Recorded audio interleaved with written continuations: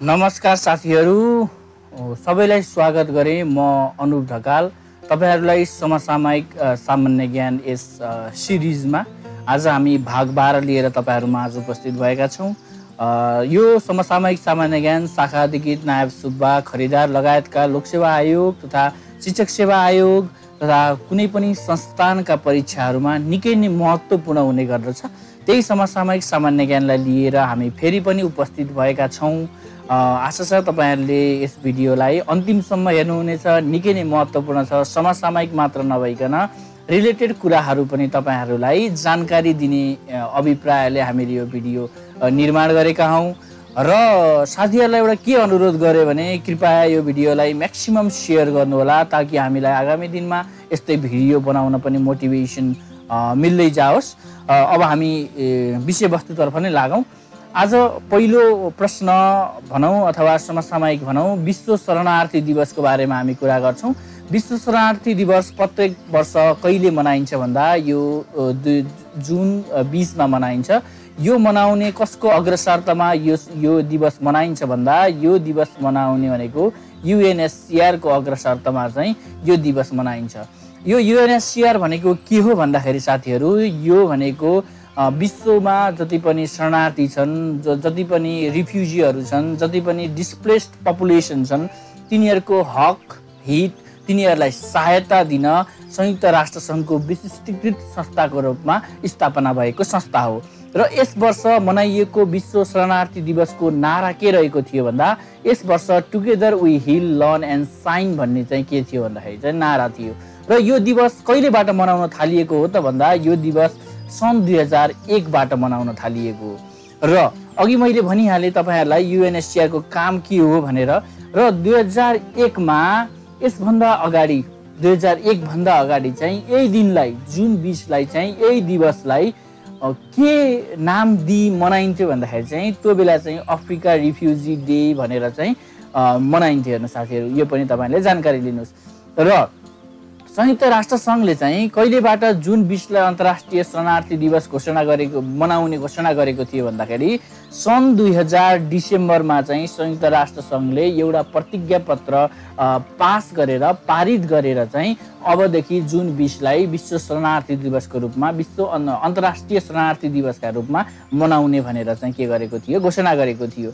र UNHCR ले चाहिँ 2020 मा सार्वजनिक गरेको एउटा प्रतिवेदन अनुसार, यो नै लेटेस्ट प्रतिवेदन हो, 2020 को अन्त्यसम्ममा सबैभन्दा बढी शरणार्थी बसोबास भएको देश कुन हो त भन्दाखेरि चाहिँ सबैभन्दा बढी शरणार्थीहरूले चाहिँ शरण लिएको देश भनेको तपाईको टर्की हो। यो पनि तपाईहरुले जानकारी लिनुहोस्।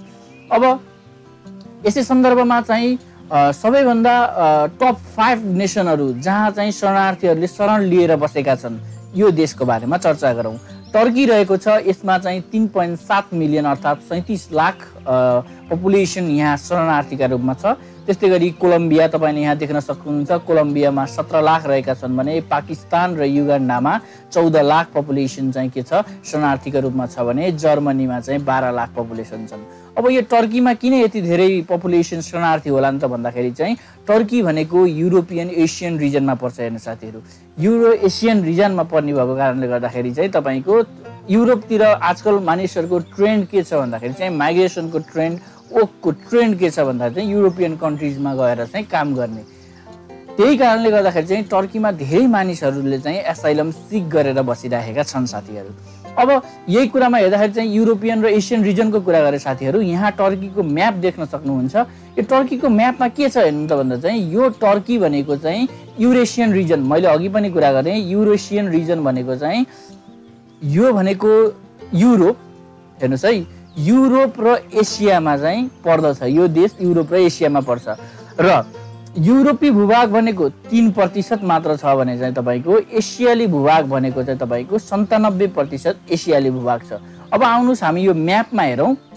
म्यापमा तपाईले हेर्दाखेरि चाहिँ यहाँ हेर्नुस्, यता हेर्नुस्, तपाईले यो म्यापमा हेर्नुस् त यहाँनिर हेर्नुस् कहाँबाट छुट्याउँछ भन्दाखेरि चाहिँ यो भागबाट चाहिँ के गर्छ भन्दाखेरि चाहिँ छुट्याउँछ।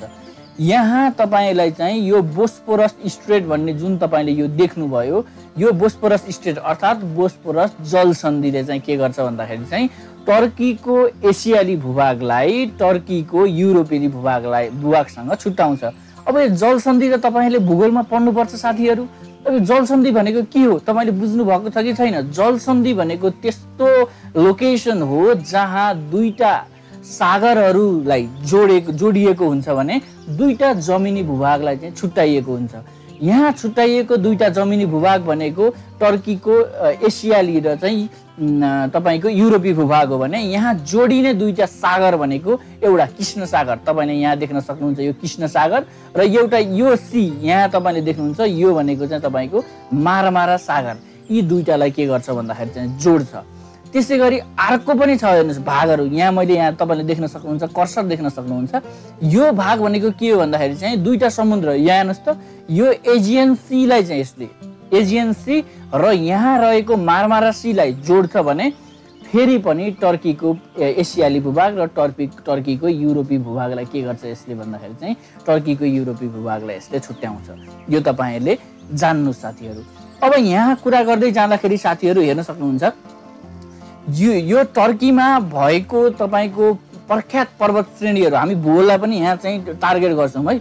तपाईँको यो टर्कीमा भएको प्रख्यात चाहिँ तपाईँको चाहिँ पर्वत श्रेणीहरू भनेको चाहिँ के हो भन्दाखेरि चाहिँ एउटा पोइन्टिक माउन्टेन रेन्ज भन्ने रहेको छ हेर्नु साथीहरू, पोइन्टिक। अर्को टाउरस भन्ने माउन्टेन रेन्ज रहेको छ। अर्को चाहिँ कोरोग्लु माउन्टेन रेन्ज भन्ने रहेको छ, कोरोग्लु पर्वत श्रेणी भन्ने रहेको छ। यो पनि तपाईँहरूले चाहिँ जानकारी लिनुहोस्। अनि अर्को तपाईँलाई के महत्त्वपूर्ण जानकारी दिए भने तपाईँले पक्कै पनि युफ्रेटस नदी, त्यसै गरी टिग्रिस नदी जुन चाहिँ तपाईँको चाहिँ मेसोपोटामिया सिभिलाइजेसनका चाहिँ एकदम आधार स्तम्भवाला नदी हुन् भनेर हामीले पढ्ने गरेका छौँ र यी दुईटालाई संयुक्त रूपमा चाहिँ युफ्रेटस टिग्रिस रिभर सिस्टम भनेर पनि चिन्ने गरिन्छ। यिनीहरूको उद्गम स्थल भनेको पनि चाहिँ साथीहरू यहाँ टर्कीमै हो। हेर्नुहोस् है, युफ्रेटस नदी यसरी गएर त तल बग्छ भने चाहिँ टिग्रिस नदी भनेको चाहिँ यसरी चाहिँ तल बग्छ। अब यही सन्दर्भमा तपाईँ यहाँ हेर्नुहोस् त, तपाईँ यहाँ मैले यहाँ कसैले देखाउँछु, यहाँ देख्नुभयो भने यो लेक भान भन्ने भानताल, यो भानताल भनेको यसको पनि एउटा विशिष्टता छ साथीहरू। यसको विशिष्टता के हो भन्दाखेरि चाहिँ यो विश्वको सबैभन्दा बढी लवणता भएको चाहिँ के हो भन्दाखेरि चाहिँ ताल हो साथीहरू। यो पनि चाहिँ ख्याल गर्नु होला, लवणता विश्वको सबैभन्दा बढी लवणता भएको ताल भनेको चाहिँ भानताल हो जुन टर्कीमा पर्दछ। त्यसै गरी तपाईँको चाहिँ टर्कीमा रहेको सबैभन्दा सर्वोच्च पहाड भनेको तपाईँले यहाँ हेर्न सक्नुहुन्छ, यो भनेको माउन्ट अरारत। हेर्नुहोस् माउन्ट अरारत यहाँ पर्दो रहेछ, तपाईँले यो पनि बुझ्नुभयो होइन साथीहरू। यहाँ हेर्नुहोस् साथीहरू के छ भन्दाखेरि चाहिँ अर्को कुरा मैले तपाईँलाई के जानकारी दिएँ भन्दाखेरि चाहिँ भूमध्य सागर, यहाँ हेर्नुहोस् है, यहाँ भूमध्य सागर छ नि, यो भूमध्य सागर र कृष्ण सागर, यहाँ हेर्नुहोस् त माथि कृष्ण सागर, यो कृष्ण सागरसँग सिमाना जोडिएको, दुवैसँग सिमाना जोडिएको विश्वको एकमात्र देश भनेको चाहिँ कुन हो भन्दाखेरि चाहिँ टर्की हो। हेर्नुहोस् दुईटै सागरहरू जुन यी महत्त्वपूर्ण सागरहरू हुन् नि, यी सागरसँग सिमाना जोडिएको देश भनेको कुन रहेछ भन्दाखेरि चाहिँ टर्की रहेछ। अब यो बाहेक अरू के पढौँ भन्दाखेरि साथीहरू टर्कीको क्यापिटल भनेको कहाँ हो भन्दाखेरि चाहिँ टर्कीको क्यापिटल भनेको एङ्कारा हो। त्यसै गरी चाहिँ टर्कीको चाहिँ तपाईँको मुद्रालाई के भन्छ भन्दाखेरि चाहिँ टर्कीको मुद्रालाई टर्किस लिरा भन्छ। हेर्नुहोस् के भन्दो रहेछ, टर्किस लिरा भनेर भन्दो रहेछ, यसलाई आरे टर्किस लिरा भनेको टर्कीको चाहिँ मुद्राको नाम हो। र यो टर्कीलाई अर्को एउटा उपनामले पनि चिनिन्छ, थाहा छ कि छैन तपाईँलाई? यसलाई चाहिँ युरोपको बिरामी भनेर पनि चिनिन्छ। हेर्नुहोस् त, युरोपको बिरामी भनेर चिनिने देश पनि कुन हो भन्दाखेरि चाहिँ टर्की हो साथीहरू। हेर्नुहोस् तपाईँले चाहिँ यो चाहिँ तपाईँले के गर्नु पर्यो भन्दाखेरि चाहिँ जानकारी लिनु पर्यो। अघि मैले तपाईँलाई भन्न बिर्से जस्तो छ साथीहरू। त्यसै गरी यो टर्कीको चाहिँ अर्को पनि जलसन्धि जुन रहेको छ भनेको त्यो जलसन्धि भनेको यो डार्डानेल्स स्ट्रेट भन्ने रहेको छ साथीहरू। यो डार्डानेल्स जलसन्धिले चाहिँ यहाँ रहेको तपाईँले देख्नु भएको छ यो एजियन सी र चाहिँ यो तपाईँको चाहिँ मारमारा सीलाई जोड्छ भने टर्कीको यो एसियाली भूभाग र टर्कीको चाहिँ युरोपी भूभागलाई चाहिँ के गर्छ भन्दाखेरि चाहिँ यसले हटाउँछ। र यो टर्कीको यो युरोपी भूभाग कुन हो त भन्दाखेरि चाहिँ त्यसलाई इस्टर्न थ्रेस भनेर पनि चिनिन्छ। यो पनि तपाईँले के गर्नुहोस् भन्दाखेरि चाहिँ जानकारी लिनुहोस्। अब हामी अर्को उसबाट जाऊँ। अब यहाँ चाहिँ तपाईँको त्यो त तपाईँको शरणार्थीहरूले शरण लिने देश भयो र शरणार्थी हुन बाध्य हुने देश, शरणार्थी बढी भएका देशहरू कुन कुन हुन् भन्दाखेरि बढी भएका मतलब बसिरहेका होइन कि जहाँबाट डिस्प्लेस भएर जानु पर्यो, जहाँ जुन देशबाट बस्न नसकेर एसाइलम सिक गर्नु पर्यो, ती देशहरू कुन कुन हुन् भन्दाखेरि चाहिँ त्यो भनेको 1 नम्बरमा कुन हो भन्दा सिरियन, जहाँ चाहिँ 67 लाख जनसङ्ख्या चाहिँ विस्थापित हुन, शरणार्थी हुन चाहिँ बाध्य भए। त्यसै गरी भेनेजुएलामा चाहिँ तपाईँको 40 लाख, अफगानिस्तानमा 2.6 लाख, साउथ सुडानमा 22 लाख, यहाँ 26 लाख र म्यानमारमा चाहिँ 11 लाखजना मानिसहरू के भयो भन्दाखेरि चाहिँ शरणार्थी हुन बाध्य भयो। यी कन्ट्रीहरू भनेको चाहिँ टप 5 कन्ट्रिजहरू हुन् जहाँबाट शरणार्थीहरू ओरिजिनेट भएका छन्। अब साथीहरू यो सिरियाको बारेमा कुरा आएको बेला अलिअलि सिरियाको कुरा पनि गरौँ। हेर्नु साथीहरू, सिरिया हेर्नुहोस् त, सिरिया भनेको चाहिँ यहाँ तपाईँले हेर्न सक्नुहुन्छ, यसको सबैभन्दा लामो नदी भनेको युफ्रेटस नदी हो। हेर्नुहोस्, युफ्रेटस नदी चाहिँ सिरियाको सबैभन्दा लामो नदी हो र यहाँनिर चाहिँ यो टिग्रिस नदी पनि यहाँ आउँछ है साथी, थोरै भूभाग छ, तपाईँले हेर्न सक्नुहुन्छ। अघि मैले कुरा गरेको थिएँ टर्कीबाट आउँछन् भनेको थिएँ नि मैले, यिनीहरू चाहिँ सिरिया हुँदै चाहिँ के गर्छन्, बग्छन्। हेर्नु साथीहरू, अब साथीहरू यहाँ अर्को कुरा पनि के गरौँ भन्दाखेरि चाहिँ सिरियामा चाहिँ यो सिरियन डेजर्ट रहेको छ साथीहरू। यो सिरियन डेजर्टको चाहिँ हेर्नुहोस् त कहाँसम्म फैलेको छ भन्दाखेरि चाहिँ सिरियन डेजर्ट भनेको यो जोर्डन, सिरिया, इराक र टर्कीको भूभागसम्म चाहिँ के गर्छ भन्दाखेरि चाहिँ यो चाहिँ फैलिन्छ साथीहरू। यो पनि तपाईँले के गर्नुहोस् भन्दाखेरि चाहिँ जानकारीको रूपमा चाहिँ लिनुहोला, त्यो पनि तपाईँलाई मैले चाहिँ अनुरोध गरेँ। अब त्यसै गरी चाहिँ तपाईँको चाहिँ अर्को के कुरा गर्न खोजेँ भन्दाखेरि मलाई सिरियाको राजधानी कुन हो साथीहरू? सिरियाको राजधानी भनेको चाहिँ दमास्कस हो। अब यो दमास्कस सम्बन्धमा हालसालै आएको एउटा चाहिँ कुरा के छ भन्दाखेरि चाहिँ विश्वका रहन योग्य देशको सूचीमा, सहरको सूचीमा दमास्कस भनेको सबैभन्दा लास्टमा रहेको छ, अन्तिममा रहेको छ। 140 वटा सहरलाई चाहिँ र्याङ्किङ गरिएकोमा दमास्कस 140औं स्थानमा परेको छ साथीहरू। यो पनि तपाईँले ख्याल गर्नुहोस्। र दमास्कसकै सन्दर्भमा अर्को कुरो के भने भन्दाखेरि चाहिँ सिरियाको राजधानी दमास्कस भनेको विश्वको सबैभन्दा पुरानो राजधानी हो। यो पनि के गर्नुहोस् भन्दाखेरि ख्याल गर्नुहोस्। त्यसै गरी अब साथीहरू तपाईँलाई एउटा हेर्नुहोस् त, यहाँ झुक्किने कुरो क्लियर गरिदिन्छु। जस्तै यहाँ तपाईँले देख्नुहुन्छ एन्टी लेबनान माउन्टेन भन्ने, यदि तपाईँलाई अप्सनमा एन्टी लेबनान माउन्टेन कहाँ पर्छ भनेर सोधेको भए तपाईँको एन्सरको झुकाव भनेको 50% लेबनानतिरै हुन्थ्यो होला। हो, पक्कै पनि हुन्थ्यो होला। तर एन्टी लेबनान माउन्टेन भनेको चाहिँ तपाईँको यो भनेको सिरियामा पर्छ। यो कुरा पनि तपाईँले जानकारी लिनुहोस्। र सिरियामा हालसालै भएको चाहिँ तपाईँको चाहिँ एउटा समसामयिक पनि भन्छु। सिरियामा हालसालै पुनः बसर अल असाद, हेर्नुहोस् है, बसर अल असाद चाहिँ यहाँको चाहिँ राष्ट्रपतिको रूपमा चाहिँ के भएका छन् भन्दाखेरि चाहिँ निर्वाचित भएका छन्। उनी कहिले निर्वाचित भएका हुन् भन्दाखेरि चाहिँ उनी चाहिँ 2021 मे 26मा के भएका हुन् भन्दा निर्वाचित भएका हुन्। र यो उनको कतिौं कार्यकाल हो साथीहरू भन्दाखेरि चाहिँ यो उनको चाहिँ 4थो कार्यकाल हो। यो पनि ख्याल गर्नु होला। र राष्ट्रपतिको कार्यकाल कति वर्षको हुन्छ साथीहरू भन्दाखेरि चाहिँ कार्यकाल भनेको साथीहरू 7 वर्षको हुन्छ। यो नि तपाईँहरूले के गर्नुहोस्, टिप्न सक्नुहुन्छ। त्यसै गरी साथीहरू यो बसर अल असाद छन् नि, यी कहिलेदेखि त्यहाँको राष्ट्रपति भएका थिए भन्दाखेरि चाहिँ उनी सन् 2000 जुलाई 14बाट त्यहाँको राष्ट्रपतिको रूपमा के छन् भन्दाखेरि चाहिँ कार्यरत रहेका छन्। र अझै एउटा कुरो के जानकारी दिन चाहे तपाईँलाई भन्दाखेरि चाहिँ सिरियाको मुद्रालाई सिरियन पाउन्ड भनिन्छ साथीहरू। यो पनि ख्याल गर्नु होला। र सिरियाको सबैभन्दा अग्लो पर्वत कुन हो भन्दाखेरि चाहिँ सिरियाको सबैभन्दा अग्लो पर्वत भनेको माउन्ट हर्मोन हो। यो कुरो पनि तपाईँले के गर्नु होला, यसलाई ख्याल गर्नु होला साथीहरू। अब हामी अर्को तर्फ लागौँ।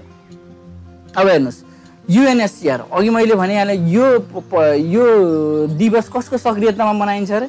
युएनएचसिआरको सक्रियतामा मनाइन्छ भनेर चाहिँ मैले तपाईँलाई अघि नै के गरेको थिएँ भन्दाखेरि चाहिँ जानकारी दिएको थिएँ। अब यो युएनएचसिआर भनेको के हो त भनेर पनि मैले तपाईँलाई भनिसकेँ। र यो युएनएचसिआरको स्थापना कहिले भएको थियो साथीहरू भन्दा यसको स्थापना सन् 1950मा भएको थियो। यसको पुरा रूप के हो भन्दा United Nation High Commission for Refugee रहेको छ। यो जानकारी पनि तपाईँले के गर्नुहोस् भन्दा लिन सक्नुहुन्छ। र यसको प्रधान कार्यालय कहाँ छ भन्दा यसको प्रधान कार्यालय जेनेभाको, स्विजरल्यान्डको जेनेभामा रहेको छ। अब यहाँ कुरा, यो युएनएचसिआरले हालसम्म 2 पटक नोबेल पुरस्कार जितेको छ साथीहरू। पहिलोचोटि जितेको भनेको 1954 मा जितेको थियो भने दोस्रोचोटि जितेको भनेको 1981 मा जितेको थियो।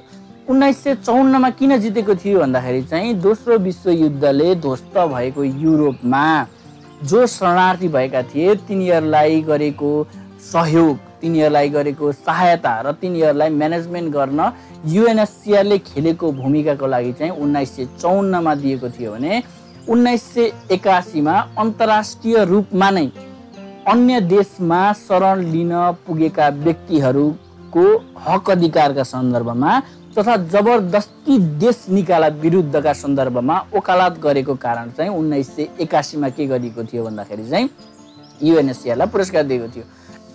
अब यही आएकै सन्दर्भमा मैले के कुरा गर्न चाहे भन्दाखेरि साथीहरू, यो संयुक्त राष्ट्रसँग सम्बद्ध व्यक्तित्वहरू र संस्थाहरूलाई हालसम्म 12 पटकसम्म चाहिँ तपाईको नोबेल पुरस्कारबाट सम्मानित गरिएको छ र सबैभन्दा पछिल्लो पटक नोबेल पुरस्कार भनेको 2020 मा WFP वर्ल्ड फुड प्रोग्राम विश्व खाद्य कार्यक्रमलाई चाहिँ प्रदान गरिएको छ साथीहरू। अब यो सबै कसलाई कहिले दिए भनेर हामी यो भिडियोमा चर्चा गर्दैनौँ। मैले छुट्टै जिकेको क्लास पनि चाहिँ सञ्चालन गरिरहेको छु साथीहरू। यदि तपाईहरूले मेरो क्लासमा आबद्ध हुन चाहनुहुन्छ भने मैले यही भिडियोको तल डिस्क्रिप्सनमा लिङ्क तपाईहरूलाई उपलब्ध गराएको छु। तपाईँ त्यहाँ गएर चाहिँ जिकेको क्लासमा चाहिँ जोइन हुन सक्नुहुन्छ र त्यो जिकेको क्लास कस्तो हुन्छ भनेर पनि मोडल भिडियो पनि मैले तपाईँलाई यही डिस्क्रिप्सनमा उपलब्ध गराएको छु, तपाईँले हेर्न सक्नुहुन्छ। र नेपालमा यो युएनएचसिआर को कार्यालय कहिले स्थापना भयो भन्दा नेपालमा यसको कार्यालय सन् 1989 मा स्थापना भएको थियो भने युएन को सर्वोच्च पदक नानसेन पदक भनेको पनि यही युएनएचसिआर ले दिने पदक हो साथीहरू। र यो पदकको स्थापना कहिले भएको थियो भन्दाखेरि चाहिँ यो पदकको स्थापना पनि सन् 1954 मा भएको थियो। प्रथम पटक यो पुरस्कार पाउने व्यक्ति को हुन् भन्दाखेरि चाहिँ प्रथम पटक यो पुरस्कार पाउने व्यक्ति एलियनर रुजवेल्ट हुन् साथीहरू। यो एलियनर रुजवेल्ट को हुन् भन्दा चाहिँ अमेरिकाका पूर्व राष्ट्रपति फ्र्याङ्कलिन डी रुजवेल्ट की पत्नी हुन्, यो पनि ख्याल गर्नु होला। र 2021 को पुरस्कार चाहिँ दिएको छैन साथीहरू, अहिले नोमिनेसन खुलेको छ।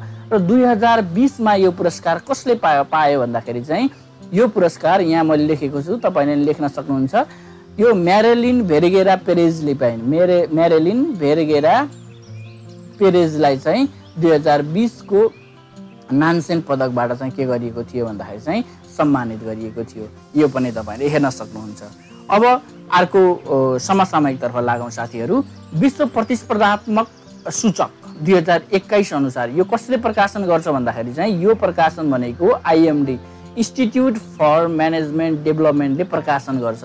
र यो प्रकाशन कहिलेबाट गर्न थालेको हो भन्दाखेरि चाहिँ यो प्रकाशन भनेको सन् 1989 बाट चाहिँ के प्रकाशन गर्न थालिएको हो। र के का आधारमा 4 वटा मेन सूचकहरू छन् साथीहरू।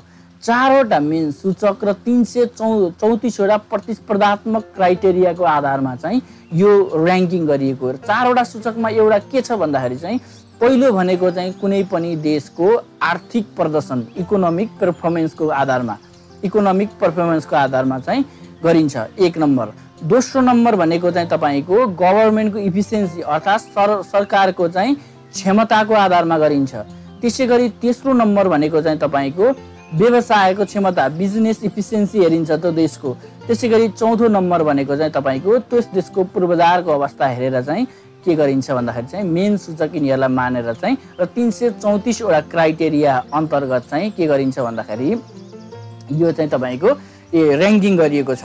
र यसपालि सबैभन्दा अगाडि र्याङ्किङमा आउने राष्ट्र कुन हो भन्दाखेरि चाहिँ स्विजरल्यान्ड चाहिँ अग्रस्थानमा रहेको छ। अब आउनुहोस् टप 10 राष्ट्रको बारेमा चर्चा गरौँ।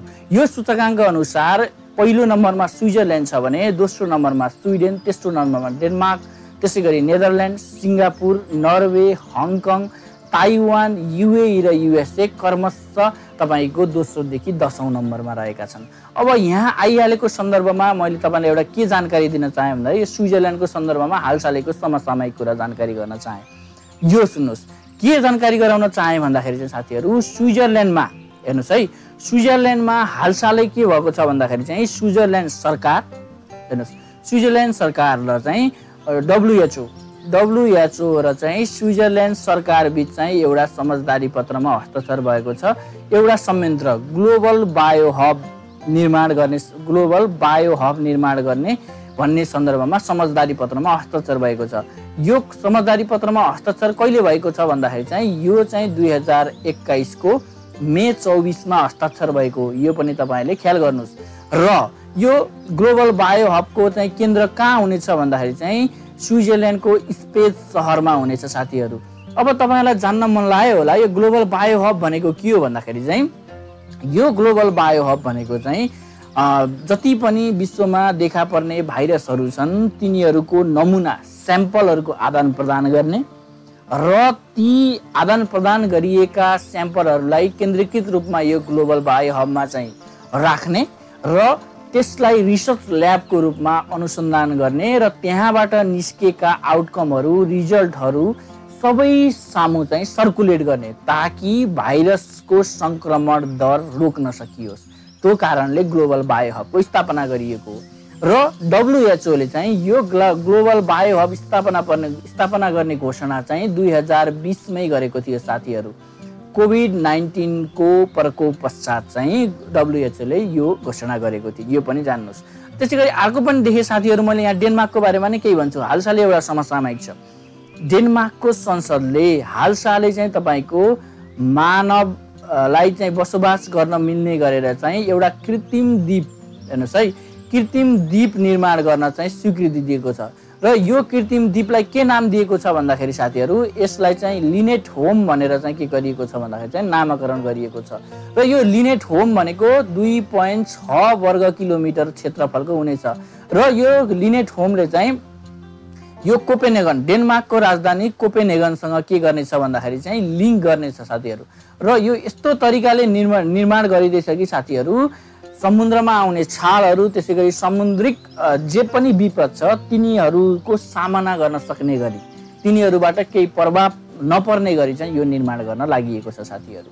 र त्यसैगरी अर्को पनि के छ भन्दाखेरि कृत्रिम द्वीप छ। हेर्नुस् डेनमार्कले चाहिँ 2020 मा घोषणा गरेको, यो 2020 मा घोषणा गरेको विश्वको पहिलो वायु ऊर्जा द्वीप हो। हेर्नुस् वायु ऊर्जा द्वीप, यो वायु ऊर्जा द्वीप भनेको डेनमार्कले चाहिँ तपाईको आफ्नो नर्थ सीमा उत्तरी सागरमा चाहिँ के गर्न लागेको छ भन्दाखेरि चाहिँ निर्माण गर्न लागेको छ साथीहरु। अब यो सन्दर्भमा मैले एउटा कुरा अझै जाने, यो लिनेट होम भनेको चाहिँ 2070 सम्म चाहिँ तपाईको के छ भन्दाखेरि चाहिँ यहाँ चाहिँ बसोबास गराइसक्ने मानवको भन्ने के गरेको छ भन्दाखेरि चाहिँ डेनमार्कले घोषणा गरेको छ। अब अर्को तर्फ लागौं साथीहरु, हालसालै WHO ले एउटा नयाँ भेरिएन्ट कोभिड-19 को भेरिएन्टलाई चाहिँ के गरेको छ भन्दाखेरि चाहिँ नामकरण गरेको छ साथीहरु। त्यो भेरिएन्टको नाम के हो भन्दाखेरि चाहिँ त्यो भेरिएन्टको नाम भनेको ल्याम्डा हो। र यो C37 भेरिएन्ट, हेर्नुस् है, C37 भेरिएन्टलाई चाहिँ तपाईको सन् 2021 जुन 14 मा चाहिँ के गरेको थियो भन्दाखेरि चाहिँ ल्याम्डा भनेर चाहिँ के गरेको थियो नामकरण गरेको थियो। र यो ल्याम्डा मुख्यतया दक्षिण अमेरिकी मुलुकहरुमा 29 वटा देशहरुमा चाहिँ के गरेको छ पाइएको छ। र पहिलो पटक यो भेरिएन्ट चाहिँ तपाईको पेरुमा चाहिँ के गरेको थियो भन्दाखेरि चाहिँ देखा परेको थियो। र यो ल्याम्डा भेरिएन्ट प्रथम केस पेरुमा चाहिँ कहिले देखा परेको थियो भन्दाखेरि चाहिँ सन् 2020 को अगस्तमा चाहिँ प्रथम पटक देखा परेको थियो। र यो ल्याम्डा भेरिएन्ट तपाईलाई थाहा छ कि छैन, मैले यसभन्दा अगाडिको भिडियोमा पनि कुरा गरेको छु। WHO ले चाहिँ कोभिडका भेरिएन्टहरुलाई चाहिँ दुई वर्गमा वर्गीकरण गरेको छ, एउटा भेरिएन्ट अफ इन्ट्रेस्ट र एउटा भेरिएन्ट अफ कन्सर्न भनेर। द भेरिएन्ट अफ इन्ट्रेस्टमा चाहिँ के गरेको छ भन्दाखेरि चाहिँ यसलाई डेजिग्नेसन गरेको छ, सूचीकृत गरेको छ, तपाईले त्यो पनि जान्न सक्नुहुन्छ। र यहाँ भन्दा अगाडि हेर्नुस् है 2021 को मे 31 मा चाहिँ के गरेको विश्व स्वास्थ्य संगठनले चाहिँ यस्ता यी भेरिएन्टहरुलाई चाहिँ नाम दिन लेबल गर्न सुरुवात गरेको हो। हेर्नुस् विभिन्न नाम दिन चाहिँ जस्तै थेटा, डेल्टा, काप्पा भनेर चाहिँ नामकरण गर्न चाहिँ सुरुवात चाहिँ 2021 मे 31 बाट गरेको हो। यसभन्दा अगाडि चाहिँ तपाई चाहिँ मैले अघि यो भेरिएन्ट अफ कन्सर्न र भेरिएन्ट अफ इन्ट्रेस्टको कुरा गरिसके। अब यो यसभन्दा अगाडि चाहिँ WHO ले लेबल गरेका चाहिँ भेरिएन्टहरुको बारेमा चाहिँ चर्चा गर्छौं हेर्नु साथीहरु। यहाँ हेर्नुस् त तपाईले यो अल्फा भेरिएन्ट, यहाँ मैले त्यो भन्दा पनि पहिला यहाँ डेट अफ डेजिग्नेसन भनेको छ नि साथीहरु, यो भनेको चाहिँ भेरिएन्ट अफ कन्सर्नका रूपमा, हेर्नुस् है, भेरिएन्ट अफ कन्सर्नका रूपमा चाहिँ भेरिएन्ट अफ कन्सर्नका रूपमा सूचीकृत गरेको डेट हो यो 18 डिसेम्बर 2020, 18 डिसेम्बर 2020, 11 जनवरी 2021 यो भनेको चाहिँ भेरिएन्ट अफ कन्सर्नका रूपमा चाहिँ यी भाइरसहरूलाई यी भेरिएन्टहरूलाई चाहिँ सूचीकृत गरेको मिति हो। र अनि फेरि अल्फा नाम, बेटा नाम, गामा नाम, डेल्टा नाम भनेको चाहिँ कहिले दिएको रहेछ? मे 31 मा। योभन्दा अगाडि नै दिएको के, ल्याम्डालाई दिनुभन्दा अगाडि। ल हेर्नुहोस्, अब यो अल्फा छ नि, यो अल्फा प्रथम पटक देखा परेको भनेको चाहिँ बेलायतमा सेप्टेम्बर 2020 मा देखा परेको थियो। त्यसै गरी बेटा जुन चाहिँ B1.3.351 भनिन्थ्यो त्यो सबैभन्दा पहिला चाहिँ साउथ अफ्रिकामा मे 2020 मा देखा परेको थियो। त्यसै गरी यो गामा जसलाई P.1 भनिन्थ्यो त्यो सबैभन्दा पहिला ब्राजिलमा नोभेम्बर 2020 मा देखा परेको थियो भने चाहिँ यो डेल्टा भनेको चाहिँ तपाईको इन्डिया अक्टोबर 2020। यसलाई हेर्नुहोस् है, यो डेल्टालाई पहिला चाहिँ त्यति गरिन्थेन, त्यही भएर यसलाई चाहिँ भेरिएन्ट अफ इन्ट्रेस्टमा चाहिँ राखिएको थियो 4 अप्रिल 2021 मा। तर यसको प्रभाव बढ्दै गए पश्चात चाहिँ यसलाई भेरिएन्ट अफ कन्सर्नका रूपमा चाहिँ 11 मे 2021 मा सूचीकृत गरिएको छ। यो पनि तपाईहरुले जानकारी लिनुहोस्। अब यसै गरी चाहिँ अब भेरिएन्ट अफ कन्सर्नको कुरा त गर्यौं। अब यहाँ हेर्नुहोस्, यी भनेका यहाँ यो चित्रमा देखाइएको भनेको भेरिएन्ट अफ इन्ट्रेस्ट हुन् साथीहरु।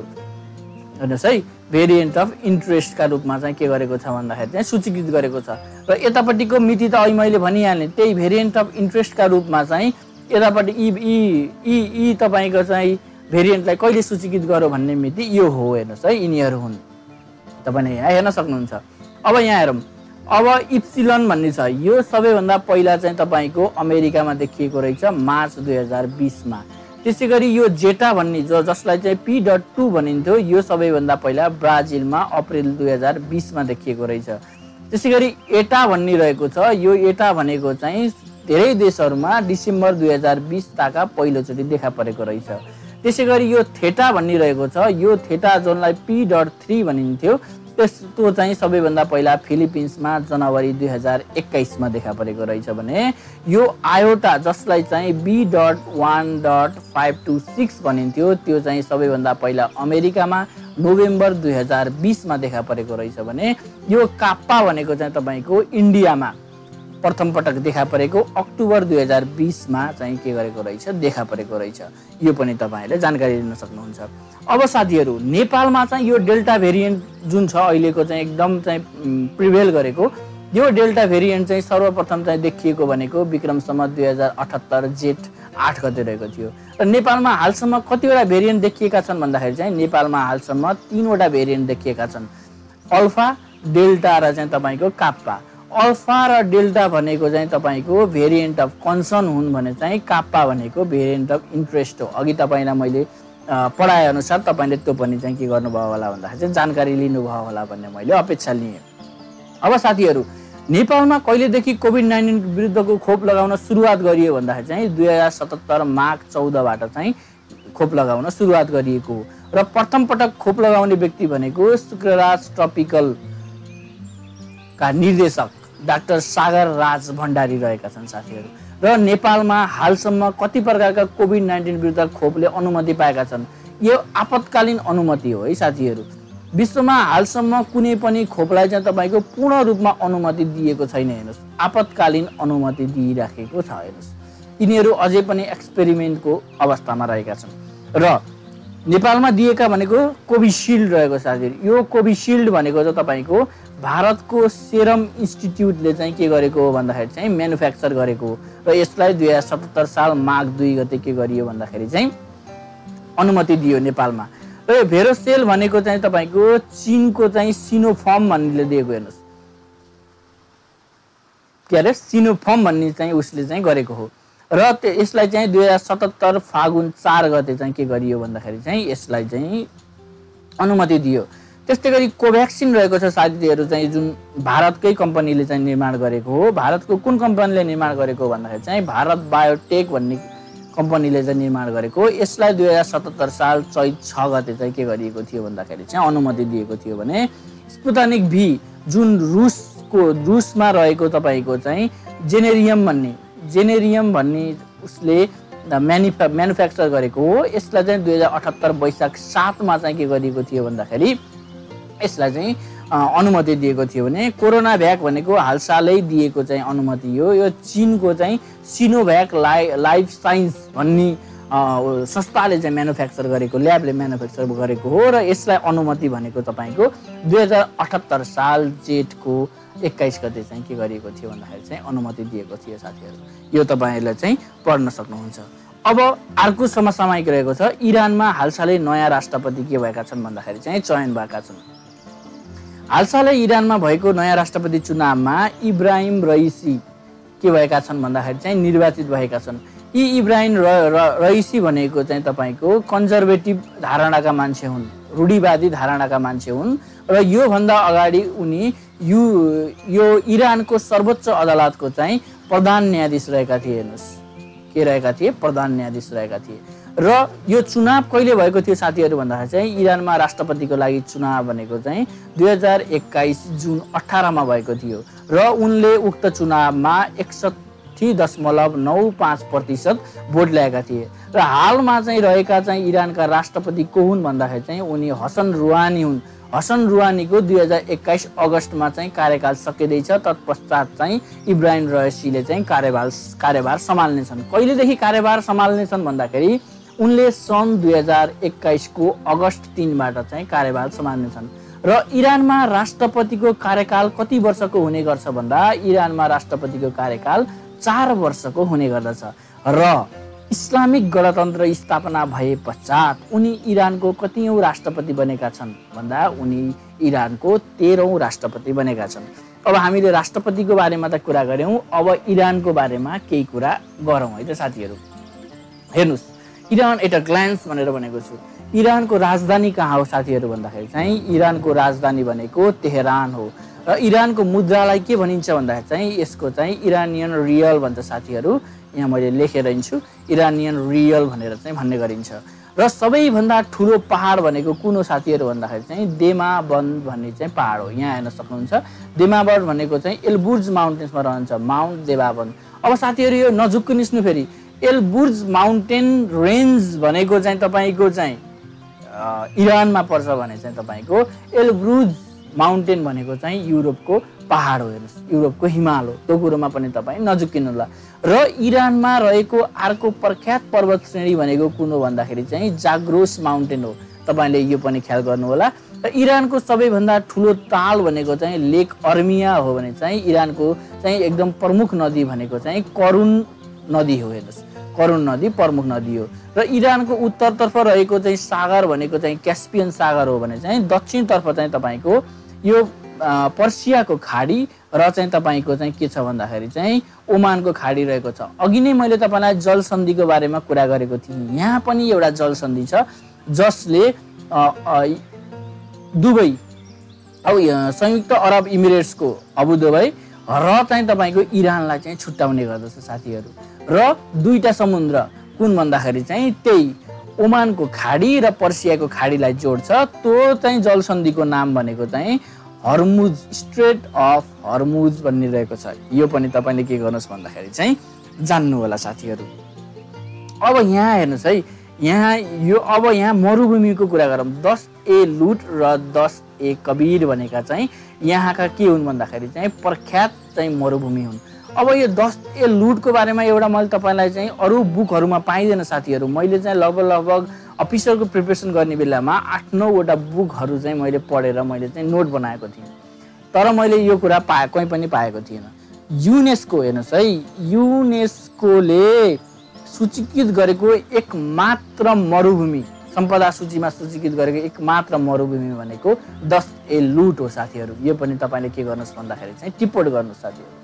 र अर्को यो 10A लुटको बारेमा अर्को एउटा के चाहिँ तपाईँलाई जानकारी दिन चाहे भन्दाखेरि चाहिँ यो 10A लुटमा चाहिँ एउटा रिग ई जोन भन्ने रहेछ। रिग ई हेर्नुहोस् है, रिग ई जेन भन्ने रहेको छ साथीहरू। यो रिग ई जेनलाई चाहिँ के भनिन्छ भन्दाखेरि चाहिँ इरानको बर्मुडा त्रिकोण भनिन्छ। हेर्नुहोस्, बर्मुडा त्रिकोण। तपाईँलाई बर्मुडा त्रिकोणको बारेमा त थाहा होला हैन? तपाईहरुले चाहिँ मेरो क्लास पनि लिन सक्नुहुन्छ है साथीहरु। मैले चाहिँ सबै जीके को क्लास लिँदैछु नि, मैले डिस्क्रिप्सनमा लिंक दिन्छु, त्यहाँबाट जोइन हुन सक्नुहुन्छ। यो कुरो चाहिँ तपाईलाई फेरि पनि जानकारी गराएँ मैले।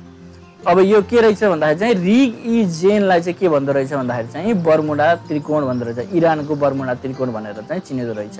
तपाईले यो जानकारी पनि लिनुहोला। अब आज हामीले चाहिँ समसामयिक सामान्य ज्ञान यति नै गर्छौँ साथीहरू। मैले तपाईलाई एउटा चाहिँ क्लासको अलर्ट दिएँ। मैले अघि नै भिडियोको सन्दर्भमा पनि भनेको थिएँ, हामीले चाहिँ जीके को फुल कोर्स लिएर उपस्थित हुँदैछौँ। क्लास भनेको 2078 साल असारको 18 गतेबाट हामी क्लास सुरु गर्दैछौँ। हामी जीके को चाहिँ कसरी पढाउँछौँ त तपाईहरुलाई क्लास भनेर तपाईको तलपट्टि मैले चाहिँ डिस्क्रिप्सनमा लिंक दिएछु एउटा मोडल क्लासको। तपाईले त्यो क्लास गएर पनि हेर्न सक्नुहुन्छ। यदि चित्त बुझ्छ भने चाहिँ तपाईले चाहिँ त्यो डिस्क्रिप्सनमा दिएको लिंक मार्फत चाहिँ हाम्रो क्लासमा जोइन हुन सक्नुहुनेछ साथीहरू। अब त्यति भने सँगसँगै चाहिँ तपाईको यो क्लासको पीडीएफ पनि चाहिँ मैले चाहिँ के गर्ने छु भन्दाखेरि चाहिँ त्यो क्लास जोइन हुने साथीलाई फ्रीमा उपलब्ध गराउने छु र सबै समसामयिक जुन मैले कलेक्ट गरेको हुन्छु ई-बुकको रूपमा चाहिँ प्रकाशित हुनेछ र त्यो ई-बुक मैले तपाईहरुलाई फ्रीमा त्यो क्लास जोइन भए पश्चात चाहिँ तपाईको डेली रूपमा चाहिँ अपडेट गराउँदै जाने छु र अन्तिममा एउटा फाइनल ई-बुक पनि तपाईहरुलाई मैले के गर्ने छु भन्दाखेरि चाहिँ उपलब्ध गराउने छु साथीहरू। यदि भन्दै चाहिँ म आजको समसामयिक सामान्य ज्ञानको कक्षालाई यही बिट मार्न चाहन्छु। तपाईको दिन शुभ रहोस्। पढ्दै गर्नुस्। लोकसेवामा भर्खरै चाहिँ पढ्ने एउटा माहौल बनेको छ नियुक्ति सँगसँगै। अब बेला भनेको पढ्ने बेला हो साथीहरू।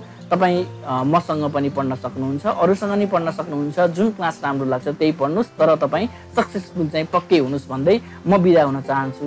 हस्त धन्यवाद।